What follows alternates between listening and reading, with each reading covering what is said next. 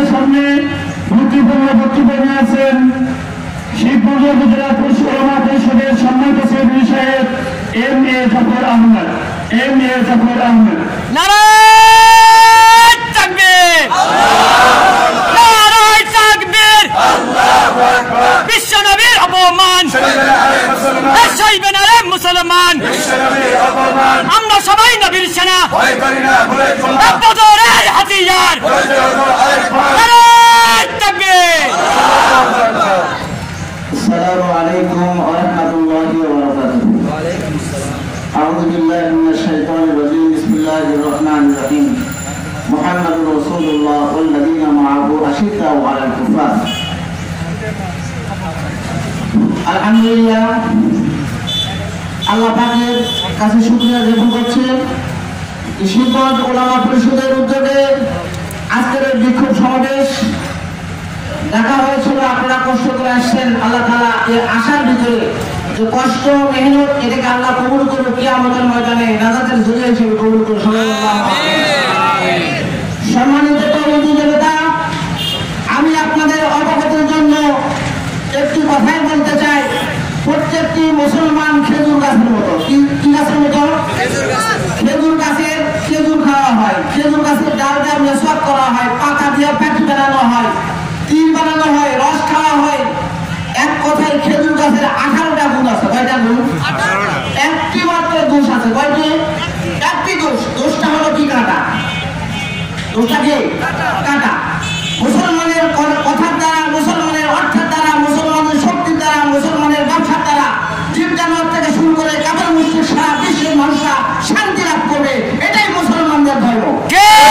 কিন্তু কথা হলো আল্লাহ রাসূল বলেছেন যে মুহাম্মাদুর রাসূলুল্লাহ ওয়াল্লাযীনা মা'আহু আশিদ্দাউ আলাল কুফার।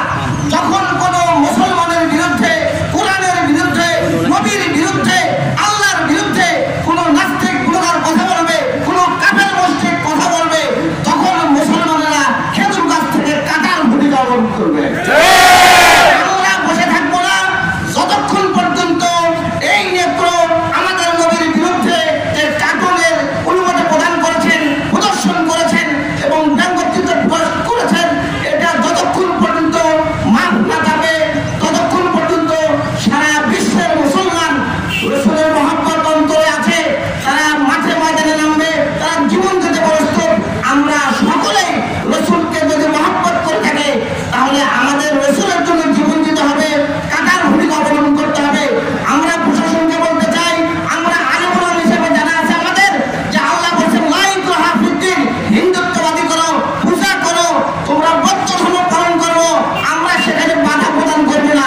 আমরা ডিউটি দেব তোমাদের ওখানে যাতে হামলা দিতে না পারে।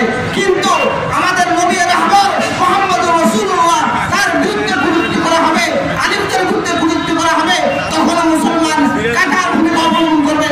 আমরা প্রস্তুত থাকবো। এই কারণে আল্লাহ রাব্বুল আলামিন বলছেন তারা ধর্মের যুদ্ধে শহীদ হবে, নবীর জন্য শহীদ হবে, কোরআনের জন্য শহীদ হবে। তাদেরকে আল্লাহ বলছেন ওলা তাকুনু, তোমরা বলিও না লিমাই ইউক্তালু, তারা মারা গেছে, এই কথা বলিও না। এর মধ্যে কোনো ভয় নাই। আমরা রাসূলের সেনা, আমাদের ভিতরে মুসলমানের রক্ত আছে, ওমরের রক্ত আছে। আমরা যতদিন বেঁচে থাকবো রাসূল করে কুলুক্তি করলে এটা আমরা সত্য করতে পারবো না। সরকারকে বলতে চাই, আপনি নজরুল রহমানের বিরুদ্ধে কোনো কথা বললে তাকে গ্রেফতার করেন, তাকে ফাঁসির মঞ্চে চড়ান। আপনি আমি চুপ কেন এখন? কেন আপনি বলছেন